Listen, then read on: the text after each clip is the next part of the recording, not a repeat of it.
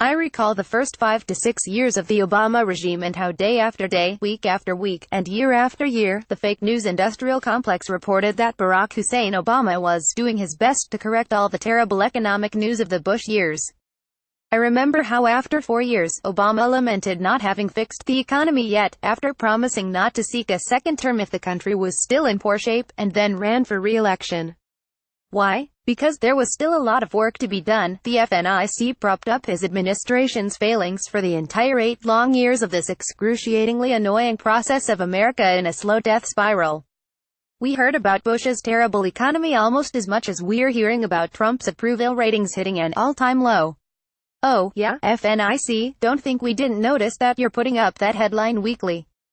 In a speech on global warming to a sycophantic crowd last week, Obama, in attempting to validate his massively unproductive near-decade-long stint as president, actually took the opportunity to lie to the crowd that he was directly responsible for Trump's booming economy and job growth. Right-wing news.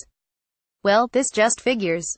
Obama had the stones to literally thank himself in a speech last week as he took credit for the economic growth that President Trump has ignited. At a Chicago climate summit, he spoke to a rapturous crowd and told them that despite resistance at every step of the way, his administration's efforts to fight climate change resulted in a better economy. Excuse me, climate change has had nothing to do with this economy. If anything, it has cost us millions that we could ill afford. Obama is a delusional Marxist. As we took these actions, we saw the U.S. economy grow consistently, Obama said. We saw the longest streak of job creation in American history by far, a streak that still continues, by the way.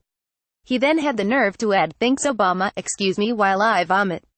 A lot. What a freaking liar. I know a lot of people who were unemployed the whole time Obama was in office. He had a quasi-depression. There were no jobs for 8 long years. Under President Trump that has finally started turning around. He's brought manufacturing back and has reinstated energy production. The U.S. is benefiting hugely from being more self-sufficient. At the Chicago speech, Obama stated that forward-thinking environmental policies lead to economic growth. He said the U.S. is in an unusual position as the only country that hasn't signed on to the Paris Agreement after Syria signed last month. The good news is that the Paris Agreement was never going to solve the climate crisis on its own. It was going to be up to all of us, Obama informed the gathering of mayors from around the world who were there to sign the Chicago Climate Charter. The agreement, modeled on the Paris Agreement, commits individual cities to bringing down their carbon emissions. Since Trump has been in office, the stock market has skyrocketed 30%. We are on course for a third quarter with over 3% growth. The jobless rate has dropped to a 17-year low of 4.1%. Why? Because Trump has nixed a ton of regulations and he's about to slash taxes. Neither of which Obama would ever do. Business leaders and economists both give all the credit for this to President Trump. U.S. Rep. Roscom, R.L., said earlier this year that Obama's administration was the first to never have a whole year of 3% growth. Small wonder, Marxism will do that to an economy. The highest GDP growth Obama ever reached was 2.6 in 2015. In 2016, the highest he could get was 0.8%. Overall, Obama's entire presidency resulted in a 1.5% GDP growth. Trump has just started his presidency and he's already reached 3%. Obama didn't build that, not even close.